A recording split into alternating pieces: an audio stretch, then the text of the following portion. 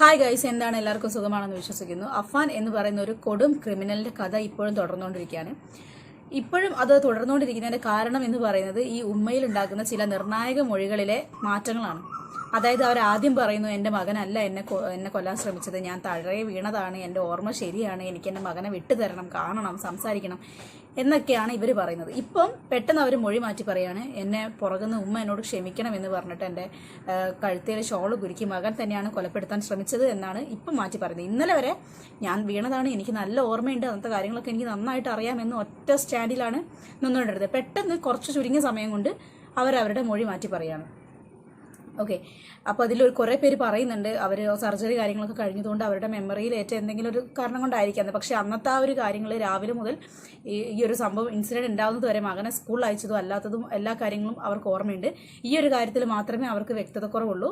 താൻ ഒറ്റയ്ക്ക് വീണതാണ്, എന്തോ ഒരു വഴുവഴുപ്പുള്ള സ്ഥാനത്തിൽ വഴുതി വീണു എന്നൊക്കെയാണ് ഇവർ പറയുന്നത്. ഓക്കെ, അപ്പം നമുക്ക് അവർ മൊഴി മാറ്റി പറയുന്ന ആ ഒരു ഡീറ്റെയിൽഡ് വീഡിയോ കുറച്ച് നേരം ഒന്ന് കണ്ടു നോക്കിയിട്ട് വരാം. വെഞ്ഞാറമൂട് കൂട്ടക്കൊലപാതകത്തിൽ നിർണായക മൊഴി. തന്നെ ആക്രമിച്ചത് അഫാൻ തന്നെയെന്ന് മാതാവ് ഷെമി. ഉമ്മ എന്നോട് ക്ഷമിക്കണമെന്ന് പറഞ്ഞാണ് പിന്നിൽ നിന്ന് ഷാൾ കൊണ്ട് കഴുത്തു ഞെരിച്ചത്. ബോധം വന്നപ്പോൾ പോലീസുകാർ ജനൽ തകർക്കുന്നതാണ് കണ്ടതെന്നും ഷെമിയുടെ മൊഴി. ഷഫീദ് റാവുത്തർ ചേരുന്നുണ്ട് വിശദാംശങ്ങളുമായി തിരുവനന്തപുരത്ത് നിന്ന്. ഷഫീദ്, ഇതിനു മുമ്പുള്ള അവസരത്തിൽ ഇന്ന് രാവിലെ അടക്കം ഷെമി പറഞ്ഞത് താൻ കട്ടിലിൽ നിന്ന് വീണതെന്നായിരുന്നു.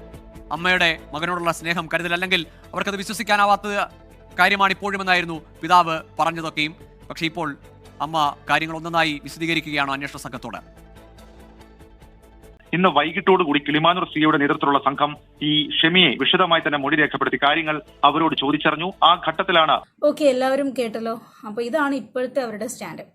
നമ്മുടെ കേരളത്തിൽ അല്ലെങ്കിൽ മലയാളികൾ എന്ന നിലയിൽ ഈ ഒരു വാർത്ത കാണുന്ന ഭൂരിഭാഗം ആളുകളുടെ മനസ്സിൽ മരണപ്പെട്ട 5 പേരുടെ കൂട്ടത്തിൽ 6ാമത് എന്ന നിലയിൽ ഇവരും കൂടെ മരിക്കുന്നതായിരുന്നു നല്ലത് എന്നുള്ളൊരു മെൻറ്റാലിറ്റിയും കമൻറ്റും കാര്യങ്ങളൊക്കെ ഒരുപാട് ഞാൻ കണ്ടിട്ടുണ്ട്. കാരണം അവരവരുടെ വിമർശനങ്ങൾ അറിയിക്കുന്ന അത്തരത്തിലൂടെയാണ് ഈ സ്ത്രീയും കൂടെ മരിച്ചിരുന്നെങ്കിൽ എന്നുള്ളത്. വേറൊരു കാരണം കൊണ്ടല്ല, ഇത്രയും കൊലപാതകങ്ങൾ ചെയ്ത ഒരു മകനെ സപ്പോർട്ട് ചെയ്യുന്ന ഒരു അമ്മേനെ ഞാൻ ആദ്യമായിട്ടാണ് കാണുന്നത്. എല്ലാം അറിഞ്ഞിട്ടും തൻ്റെ മകനെ പുറത്തു വിടണം, അവനെ കാണണം എന്ന് പറയുന്ന ഈ ഒരു അമ്മേൻ്റെ മാനസികാവസ്ഥ എന്താണ്? ഒറ്റ വാക്കിൽ പറയുകയാണെങ്കിൽ അഫാൻ എന്ന് പറയുന്ന മകനെ ഇങ്ങനെ ആക്കിയെടുത്തത് ഇവർ തന്നെയാണ് എന്നുള്ളത് പറയാൻ വേണ്ടി പറ്റും. അവരുടെ പെരുമാറ്റവും പ്രവൃത്തിയും അങ്ങനെയാണ്. മരിച്ച 5 പേരുമായിട്ട് തനിക്ക് യാതൊരു തരത്തിലുള്ള ബന്ധമോ കമ്മിറ്റ്മെൻറ്റോ സ്നേഹമോ അവർ മരിച്ചതിൽ ഒരു വിഷമമോ ഇല്ല. തൻ്റെ മകൻ അത് ചെയ്തതിൽ തനിക്കൊരു കുറ്റബോധമോ വിഷമോ ഒന്നുമില്ല. എന്നാലും ഇത്രയും കാര്യങ്ങൾ ചെയ്ത മകൻ തന്നെ വേണം എന്നുള്ള ഒറ്റ സ്റ്റാൻഡിൽ നിൽക്കുന്ന ഇവരുടെ ഒരു മെൻറ്റാലിറ്റി കേരളത്തിൽ ഒരു മലയാളികളായ അമ്മമാർക്കും ഉണ്ടാവില്ല എന്ന് ഞാൻ പറയും. ഇതിൽ ഒരു പ്രധാന കാര്യം എന്താണെന്ന് വെച്ച് കഴിഞ്ഞാൽ, ഈ ഉമ്മയും മകനും കൂടെ കുറേ കടബാധ്യതകളും കാര്യങ്ങളൊക്കെ ഉണ്ടാക്കുന്നു.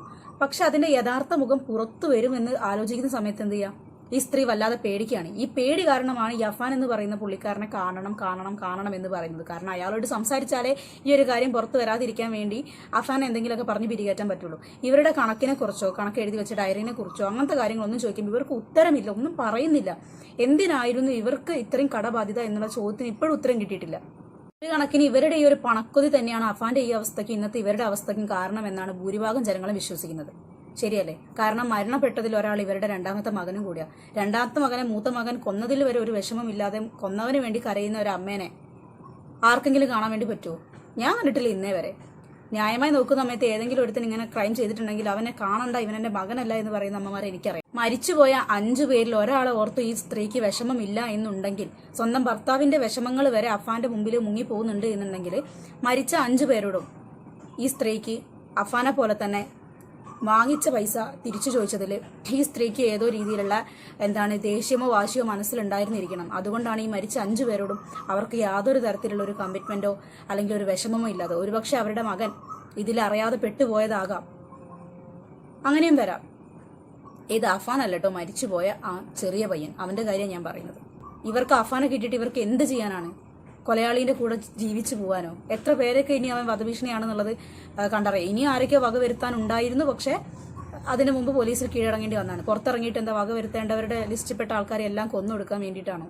അധികപക്ഷവും സ്ത്രീ ഇപ്പം മൊഴി മാറ്റി പറഞ്ഞതിന് പിന്നിൽ നേരത്തെ പറഞ്ഞ പോലെ പുള്ളിക്കാരീൻ്റെ കള്ളത്തരങ്ങളോ അല്ലെങ്കിൽ ഈ പൈസേൻ്റെ ഇടപാടും കാര്യങ്ങളൊക്കെ പുറത്തു വരുമെന്ന് മനസ്സിലായപ്പോൾ ഒരു പക്ഷേ അഫാൻ തന്നെയാണ് തന്നെ കൊല്ലാൻ ശ്രമിച്ചത് എന്ന് മൊഴി മാറ്റി പറഞ്ഞതാവാനാണ് സാധ്യത കൂടുതൽ. വേറെ ഒന്നും കൊണ്ടല്ല. ഇത്രയും ദിവസം അഫാനെ കാണണം എന്നുള്ളൊരു മെൻറ്റാലിറ്റിയിലാണ് അഫാനെ കാണണം, എനിക്ക് ആ മകനും കൂടിയുള്ളൂ, അവനെ വെറുതെ വിടണം എന്ന് പറഞ്ഞിട്ട് ഈ ഉമ്മ കരഞ്ഞു മെഴുകിയിട്ടുണ്ടായിരുന്നു. ഇപ്പോൾ പെട്ടെന്ന് അവർ മാറ്റി പറയാണ്, ഏതാ ഒരു ദിവസത്തിൻ്റെ ഇടയിൽ പെട്ടെന്ന് അവർ മാറ്റി പറയാം അഫാൻ തന്നെയാണ് എന്നെ കൊന്നിട്ടുള്ളത്. കാരണം ആരുടെയൊക്കെയോ കയ്യിൽ നിന്ന് ഇവർക്ക് ഏതൊക്കെയോ തരത്തിലുള്ള ഇൻഫർമേഷൻസ് കാര്യങ്ങളൊക്കെ കിട്ടി കാണും.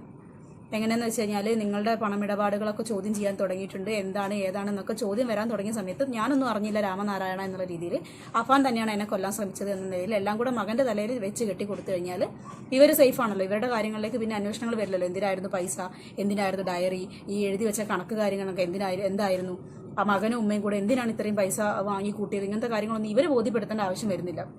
മകൻ തന്നെയാണ് തന്നെയും കൂടെ കൊല്ലാൻ ശ്രമിച്ചത് എന്ന് വരുമ്പോൾ എല്ലാം കൂടെ അഫാൻ്റെ തലയിലേക്ക് പൊക്കോളും, പുള്ളിക്കാരി സേഫ് ആവും. ഒരുപക്ഷെ ആരൊക്കെയോ പറഞ്ഞ് മനസ്സിലാക്കി കൊടുത്തിട്ടുണ്ടാവും ഇതൊക്കെയാണ് കേസിൻ്റെ ഗൗരവം. അപ്പോൾ ഇങ്ങനെ പറഞ്ഞു കഴിഞ്ഞാൽ നിങ്ങളെയും കൂടെ അത് ബാധിക്കുമെന്ന് മനസ്സിലായപ്പോൾ സിമ്പിളായിട്ട് പുള്ളിക്കാരി വേഗം നിമിഷ നേരം കൊണ്ട് മൊഴി മാറ്റി പറഞ്ഞു എന്ന് നമുക്ക് ഉറച്ചു പറയാൻ വേണ്ടി പറ്റും. ഓർമ്മയില്ലാത്ത ഒരാൾക്ക് ഈ ഒരു കാര്യം ഒഴികെ ബാക്കി എല്ലാ കാര്യങ്ങളും ഓർമ്മയുണ്ട് എന്ന് പറയുന്നതിൽ എനിക്ക് യോജിപ്പില്ല. ശരി, അവർക്ക് ഓർമ്മയില്ല, അവർ വഴിക്ക് വീണതാണ് എന്ന് തന്നെ ഇരിക്കട്ടെ. എന്നാൽ ഈ 5 പേരെ കൊന്നു കഴിഞ്ഞു കഴിഞ്ഞാൽ അവർക്കൊരു ഇതുണ്ടാവില്ലേ, എൻ്റെ മകനൊരു കൊലയാളി, അവൻ്റെ കൂടപ്പുറപ്പിനെ തന്നെ അവൻ ഇത്രയും ക്രൂരമായി കൊന്നു. സിമ്പിളായിട്ടൊന്നും അല്ല കൊന്നത്, ക്രൂരമായിട്ടാണ് കൊന്നത്. അതും ഈ ആടുമാടുകളെ കറക്കാൻ കൊണ്ടുപോകുന്നതിന് മുമ്പ് വെള്ളം കൊടുക്കുന്ന പോലെ ഭക്ഷണം മേടിച്ചു കൊടുത്തിട്ടാണ് കൊന്നിട്ടുള്ളത്. ഈ കാര്യങ്ങളൊന്നും ഒരു സാമാന്യ ബുദ്ധി വെച്ച് ചിന്തിച്ച് പ്രവർത്തിക്കാൻ കഴിവില്ലാത്തൊരു ഉമ്മയാണെങ്കിൽ അവരെന്താണ് പറയേണ്ടത്? ഇവരൊക്കെ ഒരു അമ്മയാണോ എന്ന് നിമിഷം കൊണ്ട് ചോദിക്കാൻ വേണ്ടി പറ്റും.